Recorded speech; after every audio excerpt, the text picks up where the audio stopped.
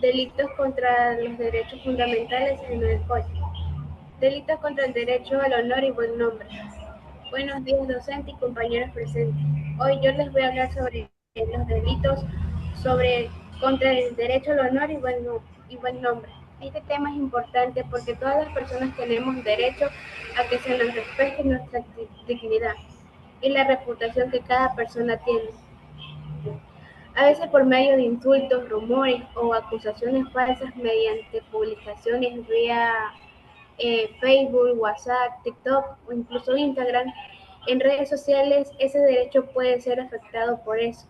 La ley protege el honor y el buen nombre y sanciona a quienes causan ese daño. En concepto, el honor es el respeto a la dignidad que tiene una persona y un buen nombre. Es la buena reputación e imagen que alguien tiene ante la sociedad. Los delitos contra el honor y el buen nombre ocurren cuando una persona con palabras, mediante escrito o publicaciones, afectan la reputación de otra mediante insultos o acusaciones falsas, causando en sí un daño a su imagen y credibilidad. Un caso práctico que hoy en día se ve son las acusaciones falsas que se levantan mediante publicaciones de Facebook, WhatsApp o TikTok. Ejemplo, supongamos que en una universidad un estudiante publica en estas páginas anónimas que un profesor vende los exámenes ya resueltos. Obviamente esta es una acusación falsa, eh, pero igual la acusación que hace este estudiante llega a toda la universidad causándole un daño y desacreditando al propio profesor. Con el pasar de los días se demuestra que esta era una acusación falsa por este estudiante, pero el daño moral ante el docente ya está. En este caso, la publicación perjudicó el honor y el buen nombre del profesor, ya que dañó su reputación y su trabajo como docente de esta universidad. En aplicación, la ley se aplica cuando una persona afecta la reputación de otra mediante acusaciones falsas, insultos o cualquier información que dañe su imagen, que es lo que hoy en día se ve en Facebook. Las personas afectadas pueden acudir a las autoridades para denunciar el hecho, porque sí, una acusación, ya sea por insultos, publicaciones falsas, pueden tener consecuencias legales. Eh, las autoridades pueden denunciar el hecho y si se comprueba que hubo una afectación a su honor y buen nombre, el responsable puede recibir una sanción establecida según el código. Para finalizar de este tema, es importante que recordar que nuestras propias palabras y lo que compartimos, especialmente en redes sociales, pueden afectar la vida de otra persona. Antes de acusar, insultar o difundir información falsa, debemos asegurar de que sea verdadera y actuar siempre con respeto para proteger el nombre y buen nombre de los demás. También significa respetar los derechos de cada persona, porque nadie tiene el derecho o privilegio de acusar a otra persona por el simple hecho de lo que hoy en día se ve, por generar o ganar seguidores en redes sociales, solo por acusar o tener vistas en sus redes. A continuación, mi compañero va a seguir explicando los siguientes temas. Buenos días, mi estimada docente, buenos días, mis estimados compañeros.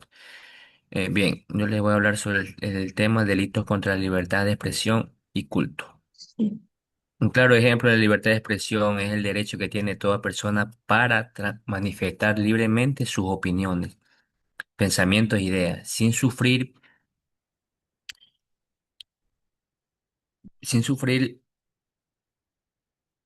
restricciones ilegítimas, asimismo de libertad de culto. Garantiza que cada individuo puede profesar, practicar y cambiar y manifestar libremente sus creencias religiosas. Estos derechos son esenciales en, en una sociedad democrática porque permiten el desarrollo de la personalidad, el intercambio de ideas y el respeto a la diversidad cultural y religiosa. Cuando una persona o un grupo impide injustificadamente el ejercicio de estos derechos, se produce una vulneración protegida por la ley. Entonces, ¿qué nos garantiza expresar opiniones libremente, comunicar pensamientos e ideas, practicar cualquier religión, participar en ceremonias religiosas? Un caso práctico, tenemos como una comunidad religiosa organiza una ceremonia. Un grupo de personas bloquean los accesos para llegar a dicha ceremonia, llegan con amenazas a los asistentes y la actividad debe suspenderse. Su aplicación en una aplicación, claro, tenemos la conducta descrita afecta directamente a la libertad de culto, porque se impide a los miembros de la comunidad ejercer su religión de manera libre y pacífica. Las amenazas y las obstrucciones constituyen que limitan injustificadamente un derecho fundamental protegido por la Constitución y el COI. La libertad de expresión y culto son derechos fundamentales que permiten a las personas desarrollarse plenamente en una sociedad libre, respetuosa y democrática. Ahora les voy a hablar sobre el delito contra el derecho a la propiedad. Un concepto de derecho a la propiedad es el que consiste en la facultad que tiene una persona para poseer, usar, disfrutar y disponer sus bienes conforme a la ley. Este derecho protege tanto bienes muebles como inmuebles y garantiza que nadie pueda ser privado arbitrariamente de ellos.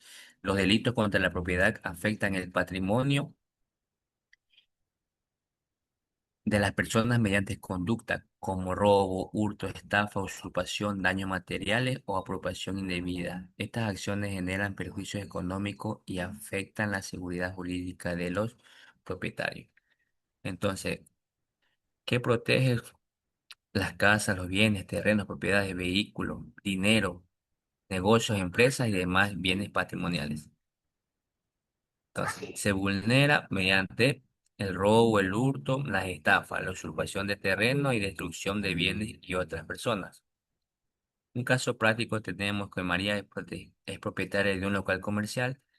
Delincuentes ingresan, sustraen todo el dinero, los equipos, la mercadería. El negocio pierde gran parte de sus recursos. María enfrenta dificultades para continuar con su actividad económica. Entonces, en la aplicación, en este caso existe afectación al derecho a la propiedad, porque terceros se apropian ilegalmente de bienes pertenecientes a la víctima y que ha sufrido daños económicos importantes y se ve limitada para continuar con sus actividades comerciales. La ley sanciona estas conductas para proteger el patrimonio de las personas. A continuación, con el compañero Eric.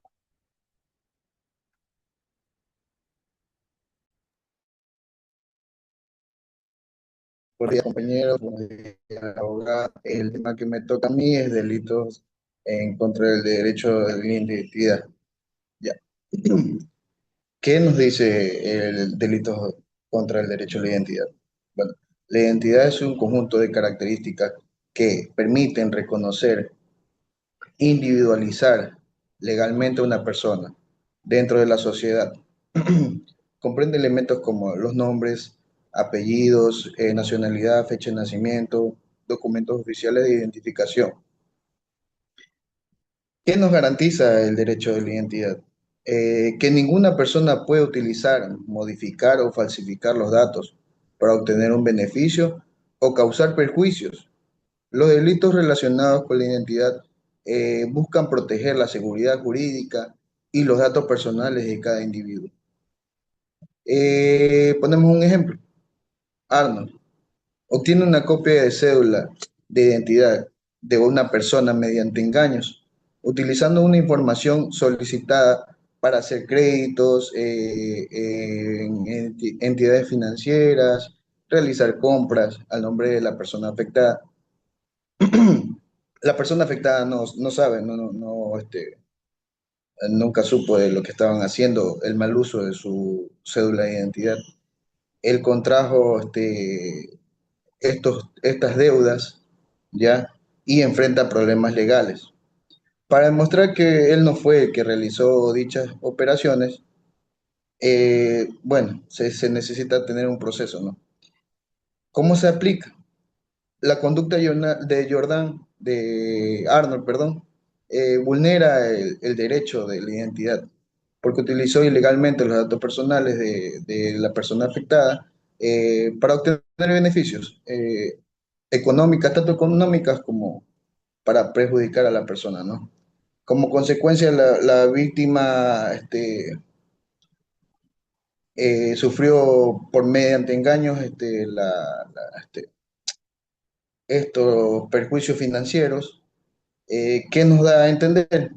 Para proteger su historia crediticio, estas acciones son sancionadas.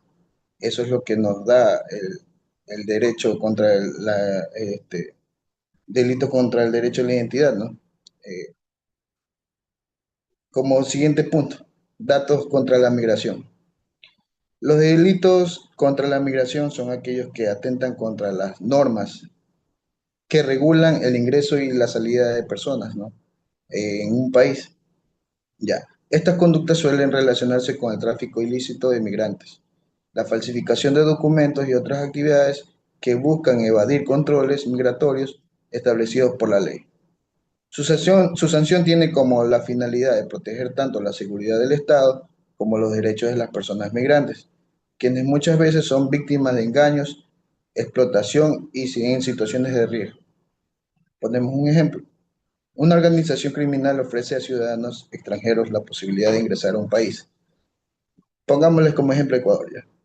Utilizando documentos falsificados a cambio de grandes sumas de dinero.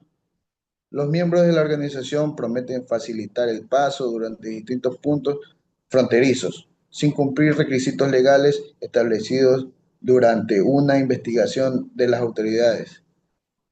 Bueno, las autoridades descubren que varias personas fueron trasladadas de manera irregular y las organizaciones obtienen importantes ganancias económicas mediante estas actividades. ¿Cómo se aplica?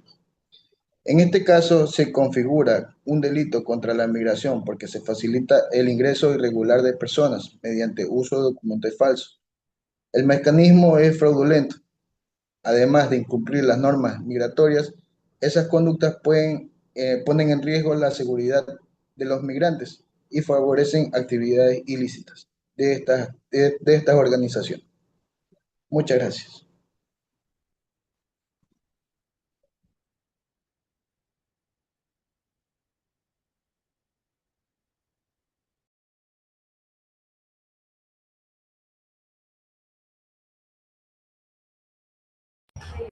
Como conclusiones que abogada podemos decir que estos delitos nos enseñan que los derechos de todas las personas deben ser respetados. En Ecuador la Constitución y las leyes protegen el honor, el buen nombre, la identidad